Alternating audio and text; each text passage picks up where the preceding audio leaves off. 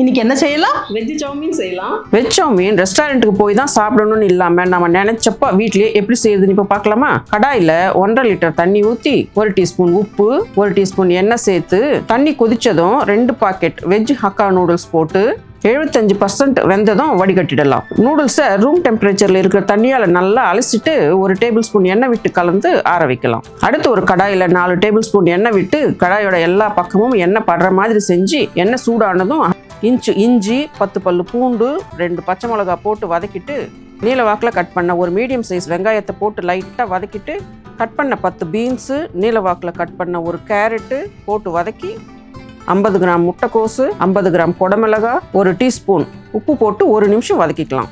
அடுத்து நூடுல்ஸை போட்டு அதுலேயே 1 teaspoon soya sauce 1 teaspoon vinegar 3 table spoon schezwan sauce 5 teaspoon தக்காளி சாஸ் 1 டீஸ்பூன் சர்க்கரை சேர்த்து 2 கரண்டியால் நல்லா மிக்ஸ் பண்ணிவிட்டு 1 டீஸ்பூன் ஒயிட் பெப்பர் பவுடர் சேர்த்து கலந்து விட்டு கட் பண்ண வெங்காயத்தாள் போட்டு கலந்து இறக்கினா ஹோட்டல் ஸ்டைலில் வெஜ் சௌமீன் வீட்லேயே ரெடி. ட்ரை பண்ணி பாருங்கள்.